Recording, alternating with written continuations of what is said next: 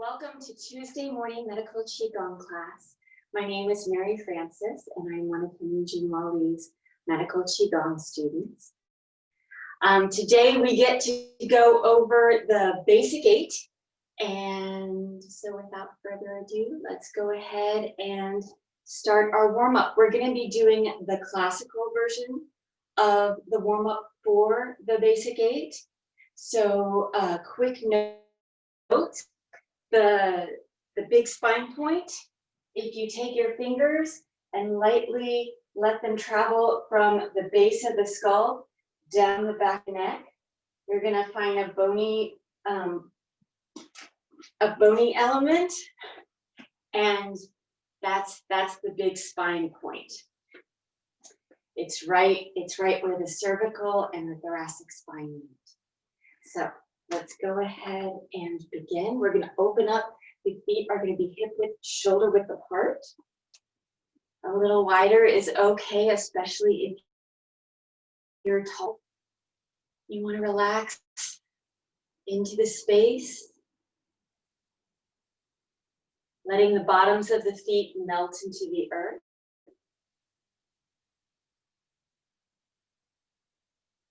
Softening the knees. Relaxing the low back, letting the tailbone drop so that you can create some space in that lumbar spine. Relaxing the shoulders. Softening the jaw, letting the tip of the tongue touch the roof of the mouth.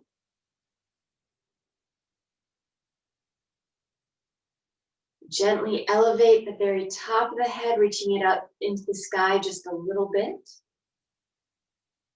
Creating space within the cervical spine.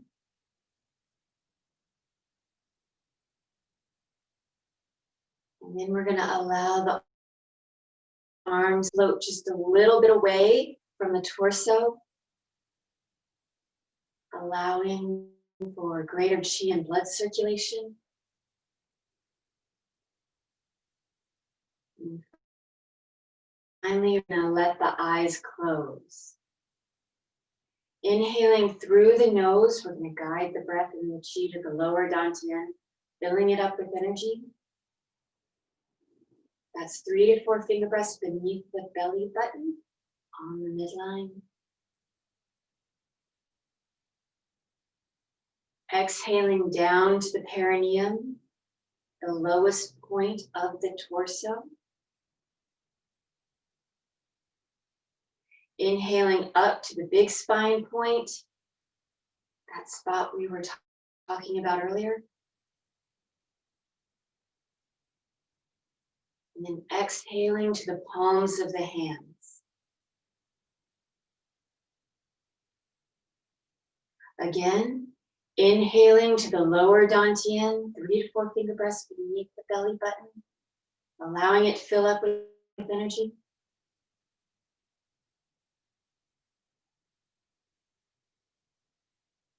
Exhaling down to the perineum.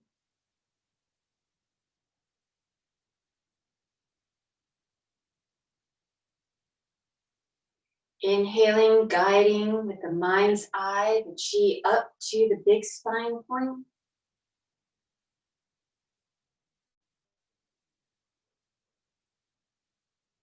Exhaling to the palms of the hands.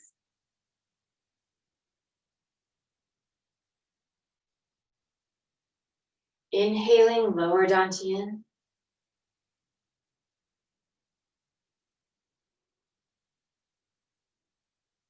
Exhaling, perineum.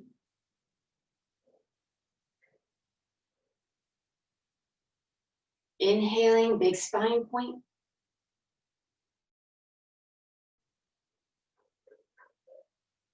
Exhaling to the palms of the hands.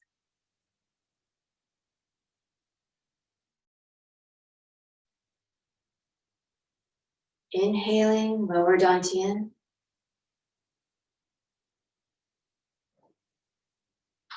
Exhaling down to the perineum.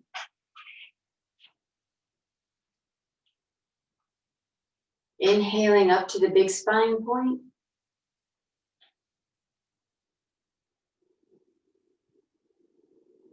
Exhaling to the palms of the hands. Continuing on with this circular route at your own pace. Allowing the inhalations and exhalations to guide you.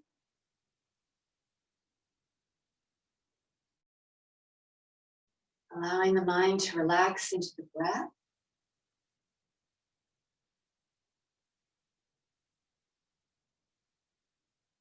Allowing the breath to relax the body.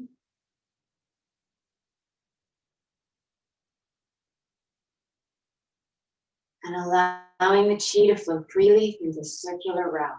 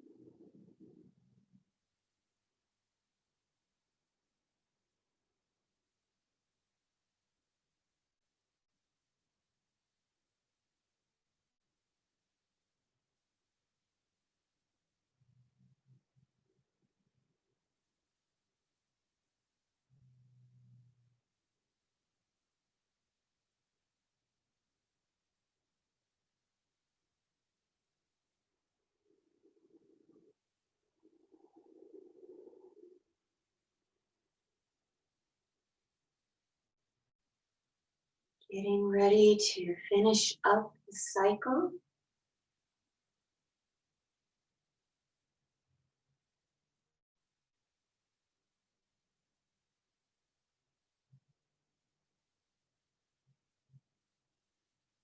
When you're ready, allowing the arms to travel back down to the sides.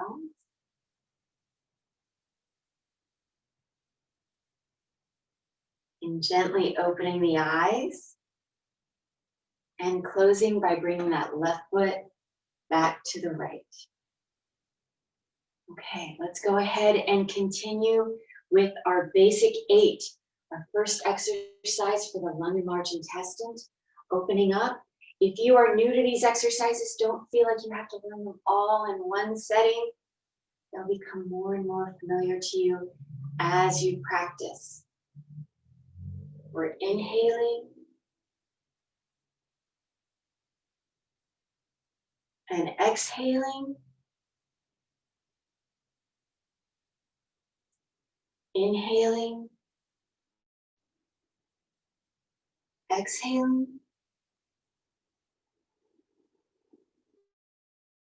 inhaling, exhaling, in and out, inhaling and exhaling, releasing. Now you get to go at your own pace, using your breath as a guide, slowing down or speeding up the process.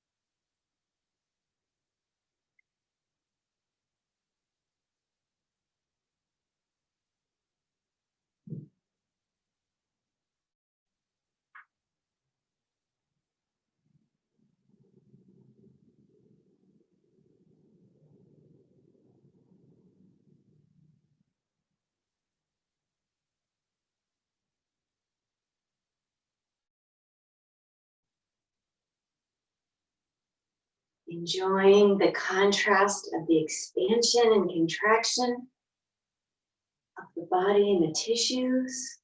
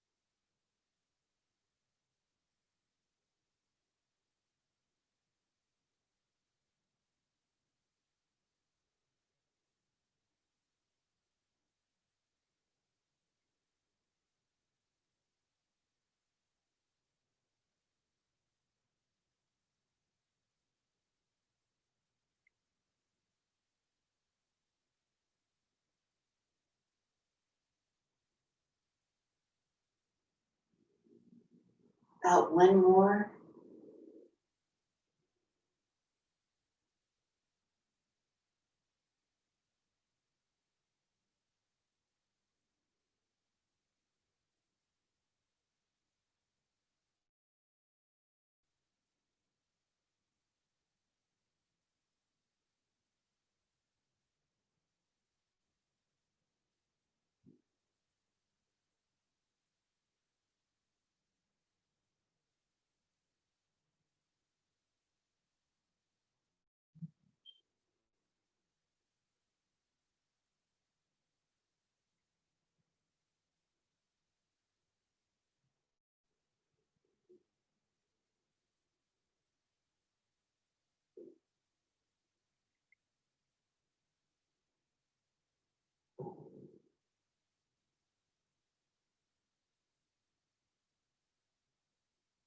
Getting ready to close.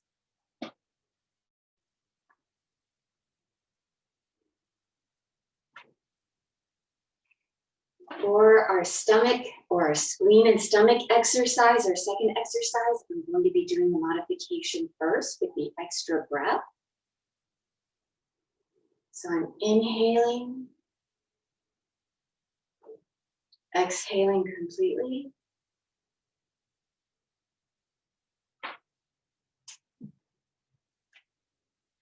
Inhaling.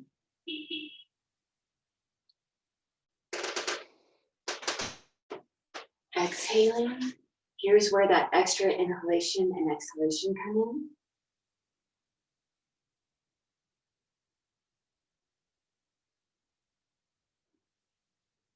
in. And switching. Inhaling.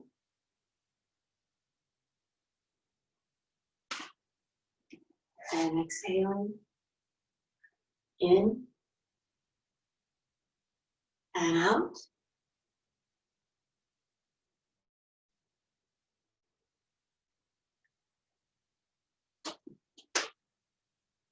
Inhaling.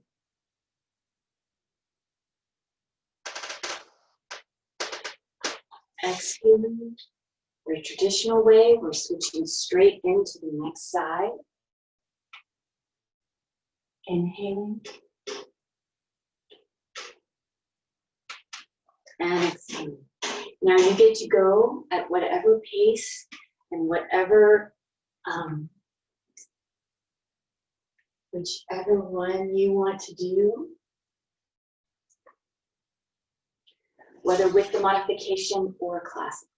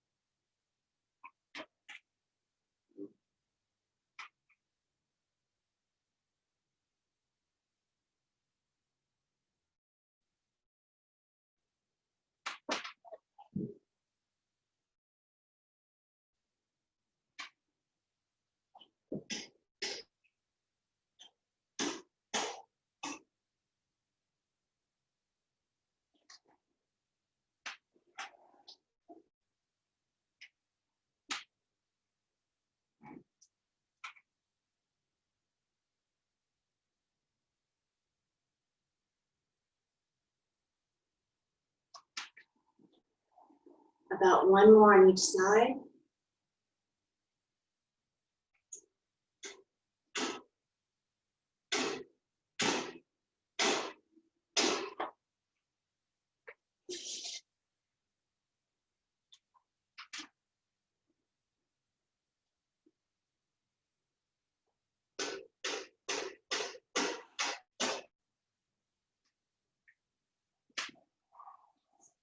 In closing.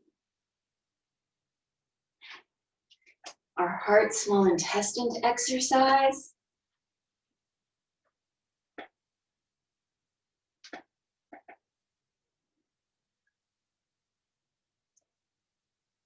Gathering. Inhaling.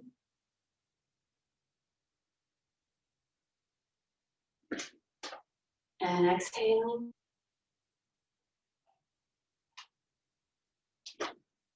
Continuing on now at your own pace.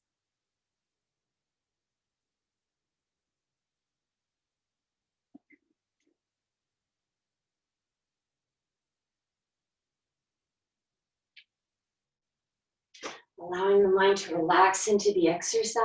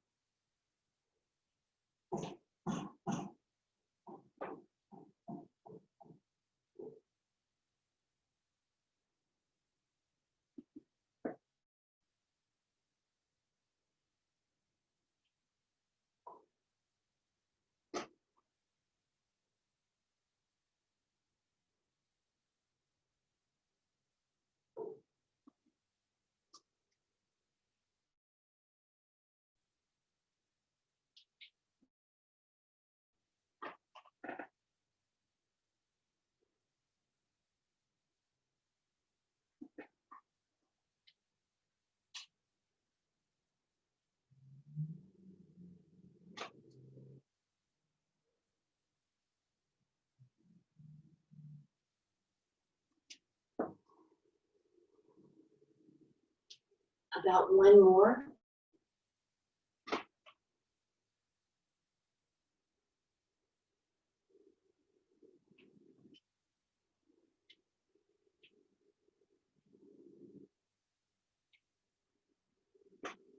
Releasing. Closing. Our kidney urinary bladder exercise.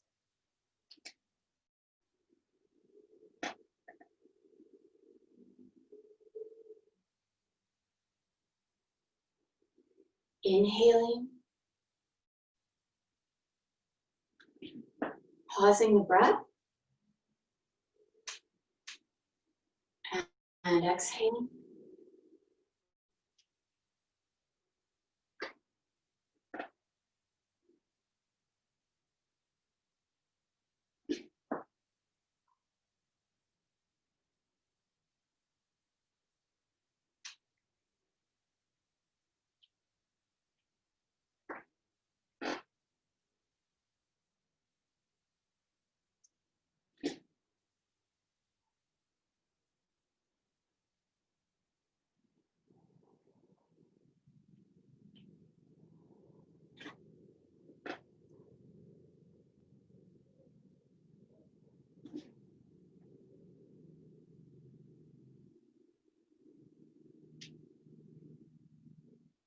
Allowing the breath to generate the movement.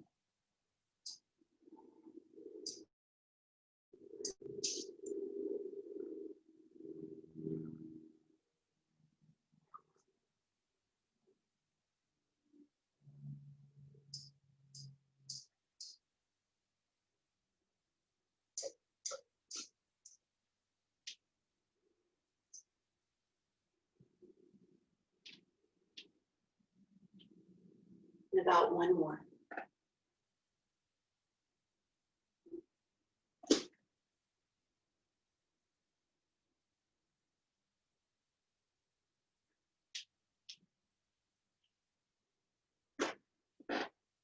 Releasing, closing. We have our pericardium Sanjiao exercise. Inhaling, exhaling fully.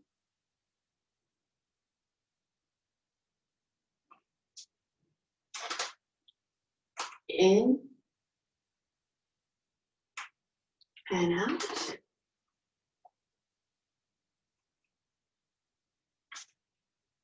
Inhaling and exhaling.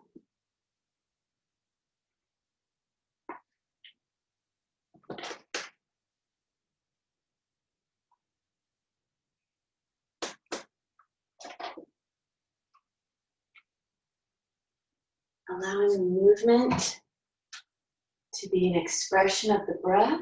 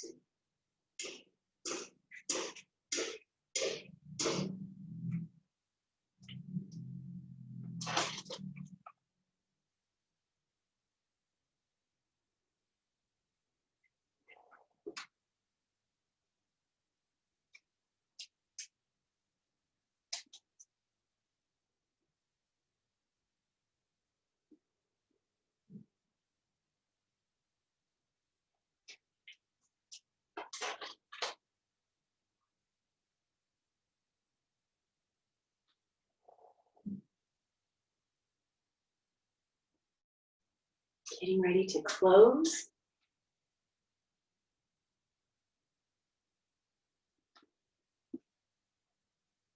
Closing. Our liver gallbladder exercise, opening up. Keeping our eyes as wide as possible to help with the transfer of energy. Inhaling.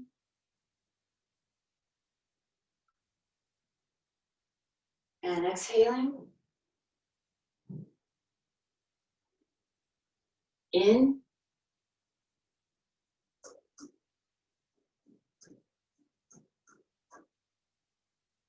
And out. Going at your own pace.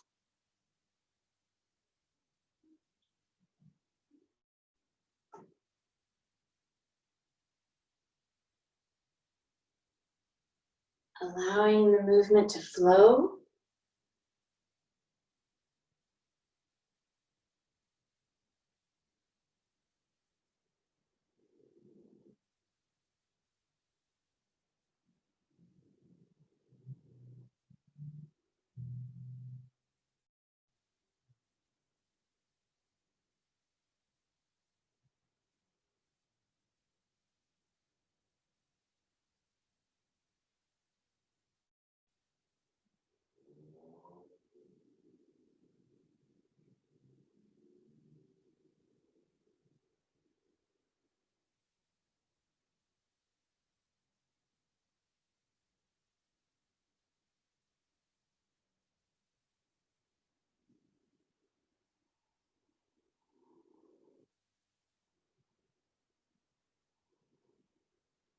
Getting ready to close.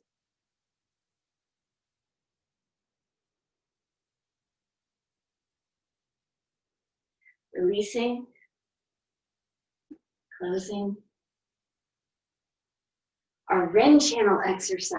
I'm going to do the modification first. Make sure there's nothing directly behind you. Inhaling and exhaling. In and out. The classical version.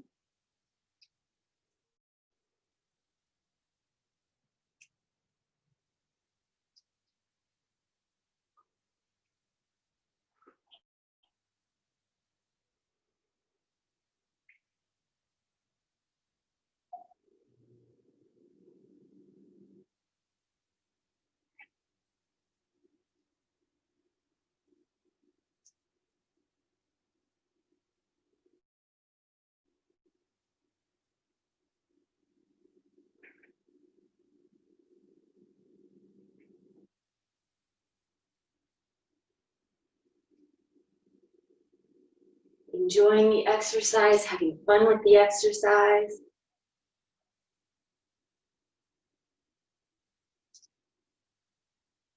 Allowing yourself to not take it quite so seriously, maybe.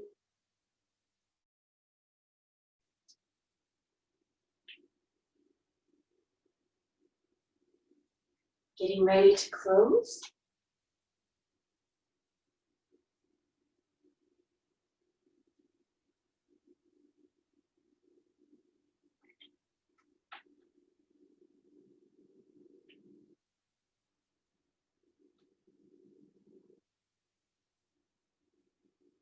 Releasing. And our do channel exercise. Please be careful with your back. Be extra loving and gentle with your back.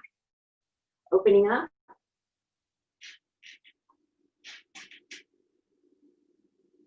And the modified version first. Inhaling as we elevate. Exhale back to the center. The modification is to inhale again. And then exhale. The traditional version, inhaling to the left. And then exhaling all the way to the right.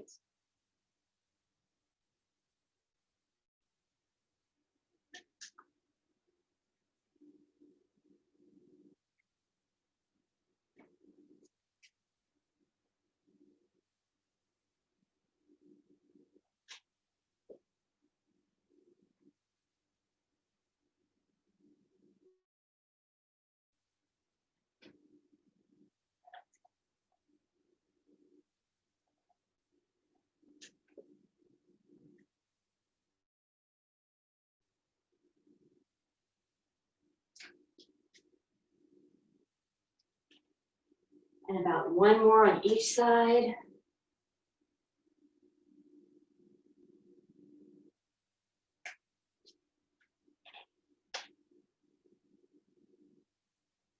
Coming back to the center, releasing, closing.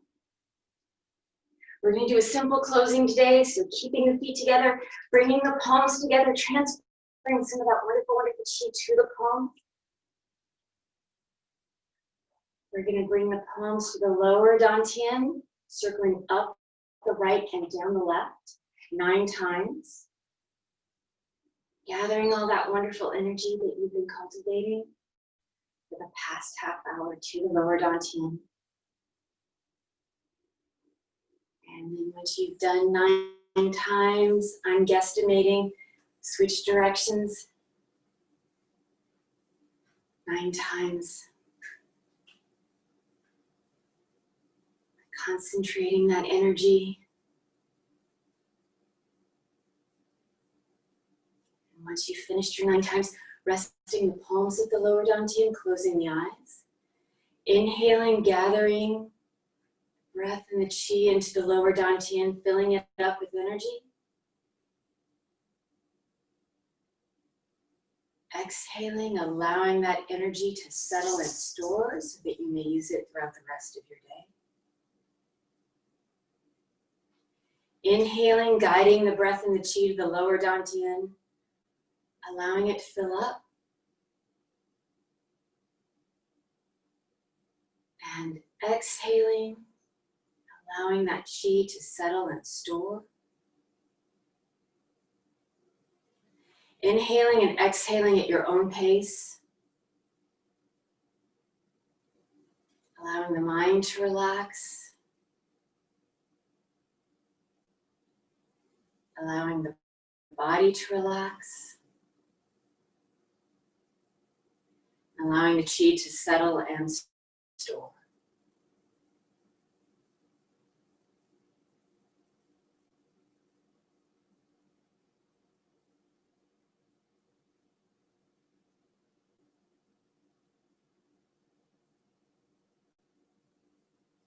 Thank you, thank you, thank you. And I'm sorry I went a little over. I hope you all are doing well. Yay, Henry! Good morning. Thanks, Mary Frances. Okay, so basic 8. I do want to do a little bit of review and go over details of the basic 8 to kind of pick out some things that are very important. And one of the things that's really important in the basic 8, in the first 3 exercises, if you notice, you have the tiger claw, right? So that tiger claw is very important to do. So in the first exercise, you were doing it when you were doing the squats, right? The 3 squats. And you do it when you go down and you release when you come back up. So I don't know, some of you may be wondering, why do we do that, right? And then the second exercise, we do the claw in one hand, and then the other hand is like pushing against an invisible wall. And then the third exercise, we're going up with the claws. So in each of these, it's for a different reason, but similar principle. We're basically moving chi, and there's 2 aspects. We can break it down, like when we talked about yin and yang. Okay, there's a yin aspect to the chi and a yang aspect to the chi. So think about it like say a compass, or like a positive and negative energy. So having this polarity helps move the energy. Okay, so like for example, in the first exercise, when we're doing the claw and we're squatting, when you're doing the claw, you're retaining the yin energy. So remember that even within your body, okay, so the back of your hand, this is the yang side, this is the yin side of your hand, okay? So when you curl your hands like this, it retains the yin energy, okay? And it releases the yang energy. So when you're doing this while squatting, you're pushing energy down, but you're only pushing down the yang energy because you're letting that release, but you're holding back the yin. Why is that? Okay, when we talk about lung, large intestine, this gets a little bit more technical, right? So now you're like, whoa, okay, this is another layer of Qigong. Because most of you have learned just the exercises and the movements and the breath, and that's super important. But now you want to start to appreciate some of the medical reasons why we do this. And so when you do this, okay, so this exercise is lung and large intestine. Okay, so lung is the yin aspect. That's the upper aspect, okay? And then the large intestine is the yang aspect of this practice. And that's the lower part, right? You know where your intestines are? Okay, so when you're holding this and you're going down, okay, you're retaining that lung chi, okay, so you're not moving that down. You're moving the yang energy down so it activates the yang of the large intestine. Okay, so that's why you do it in the first exercise, the claw. The second exercise, the reason why you do this is actually the polarity of what you're doing in the opposite hand. Okay, so this is not the exact position, but I'm trying to just show it to you in the same screen. Okay, so remember when you're pulling back, that archer-like position. Okay, so like I said before, this helps retain your yin energy and releases yang energy.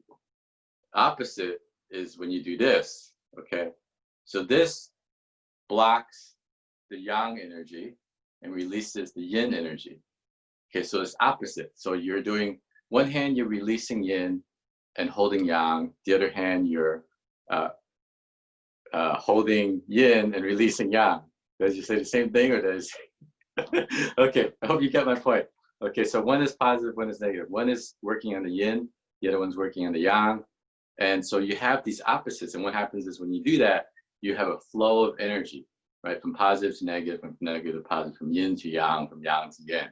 Okay, just like we look at kind of how nature works, like pressure systems in like high pressure, low pressure systems, and that's how kind of these weather and climates and changes happen when you have this negative positive polarity flow. Okay, so that's a little technical. All right, and then the third exercise, the reason why we do this is the third reason. Okay, so it helps when you do this, it also helps connect your heart channel and your small intestine channel together. Okay, so when you do this, it helps connect that. That's why we do that for the heart exercise. Remember, the third exercise is for the heart and small intestine. And so when you do this, it helps connect those two channels together. Okay, because they're both on the hand. Okay, all right. So that's a bit about Qigong. So I'll be doing a little bit more explaining along the way about different aspects of the practice, so you get a little bit more appreciation. Oh, I just want to show you. So still Comet Week, and we were up last night in Mount Wilson. So I mentioned Mount Wilson was a good place to go, and so it is getting closer to Earth, but it's also getting farther away from the sun. Unfortunately, what that means is that I notice visibly that it is getting dimmer. You can still see it with your naked eye, but the comet is getting dimmer by the day. And it's supposed to make its closest approach to Earth now, I think on the 22nd or the 23rd. So if you haven't seen it yet, there's still an opportunity. Just know that it's not going to be like super crystal clear. You're probably going to see like a blob or like a streak in the sky, but it's not going to be super clear depending on how good your eyes are. And one trick is you never want to look directly at it. It's how our eyes work is our most light sensitive part of your eye is actually not directly in the middle. So you want to actually look at it just off to the side, like you're kind of glancing it like this. Like I'm looking at you, but I'm not really looking at you. Okay, so you want to do that, and that's actually the more sensitive part, the light sensitive part of your eyes, so you're able to see that more clearly. And that's also the trick too when you look at stars too. Like you might be wondering why, like if you look directly at a star, it's so hard to see. But then like you can see it when you're like looking around. You could perceive that there's stars there, but when you turn and you look at it, you're like, oh, it's so hard to see. That's the reason. It's something with our eyes that makes that so. But just to show you a quick photo.